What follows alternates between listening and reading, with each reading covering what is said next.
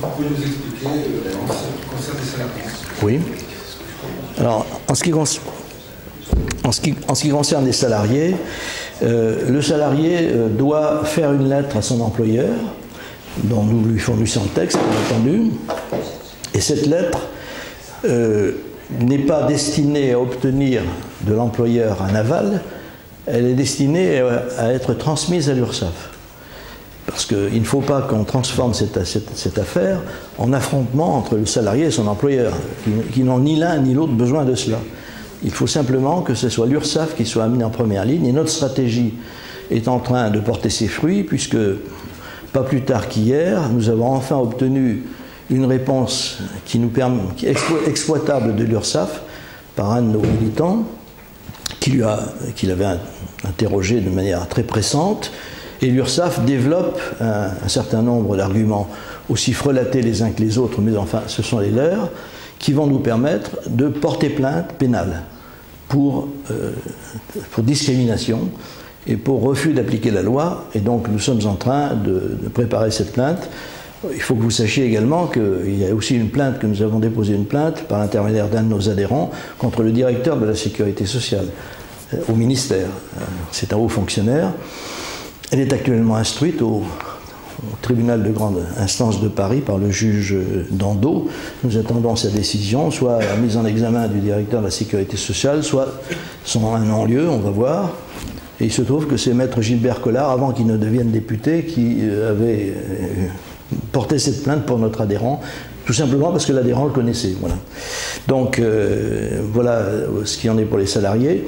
Notre objectif, c'est évidemment assez vite, parce que nous ne faisons pas que ça, nous sommes en train de porter évidemment le fer dans l'attitude de la Commission européenne, mais une plainte qui sera déposée par les salariés, par un salarié, à laquelle pourront s'associer tous les salariés, car vous savez que le principe d'une plainte, c'est qu'on peut s'y associer. Alors c'est pas ce qu'on appelle les actions collectives, les class actions type américain ou britannique, mais ça y ressemble beaucoup, sauf en ce qui concerne les dommages et intérêts. Mais enfin là, en l'occurrence, c'est pas ça le but recherché, le but c'est la libération. Donc si non, c'est même pas un confrère, non, c'est un ingénieur informaticien. S'il est d'accord pour porter plainte, naturellement, on n'a pas porté plainte pour lui sans son accord, ça va de soi. Eh bien, nous allons, bien sûr, tous les arguments sont prêts depuis longtemps.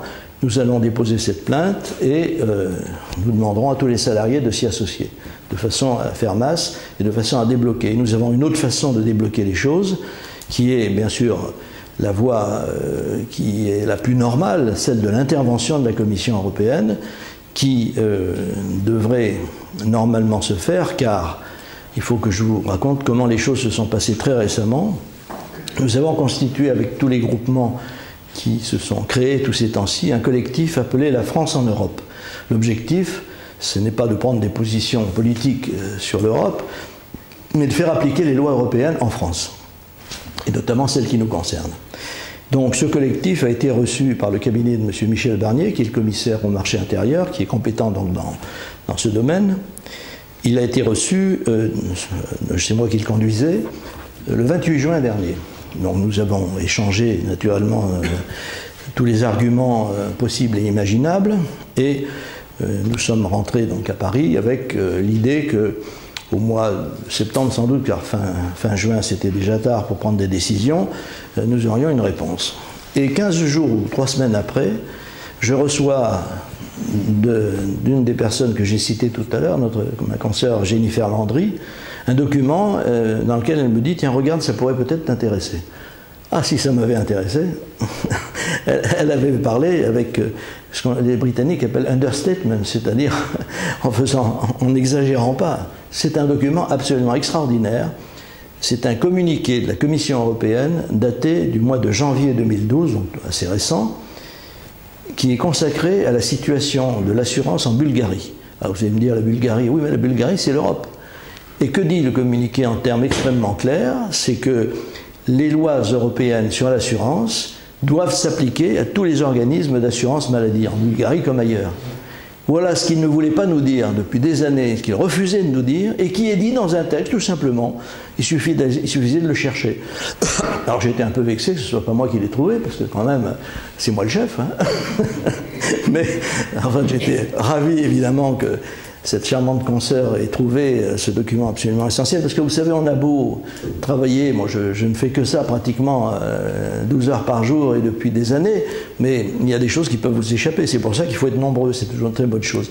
Et là, elle a eu vraiment un flair extraordinaire, et elle nous a trouvé le document qui accuse la Commission européenne, parce que maintenant il est prouvé par un texte émanant même de la Commission que quand on nous dit le monopole est maintenu, c'est faux, et la Commission dit le contraire. Or, toutes les caisses actuellement qui plaident contre nous disent non, non, la Commission européenne a publié un communiqué en 2004. Oui, mais ce communiqué était un faux.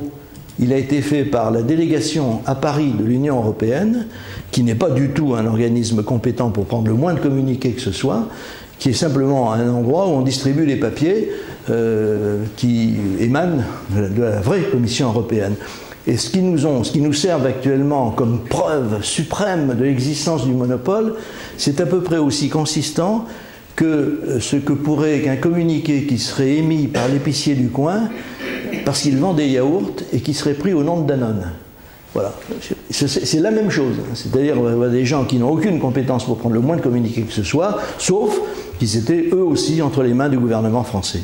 Et vraiment, c'est un complot absolument indigne, il n'y a pas d'autre mot. Mais enfin, voilà, on en est là. Donc pour les salariés, pour terminer, une réponse qui a été longue un peu, mais c'était nécessaire pour que vous compreniez bien les enjeux. Pour les salariés, pour vos salariés ou pour d'autres, il leur suffit de vous écrire, si vous êtes leur employeur, et que l'employeur ne s'avise pas de répondre par lui-même.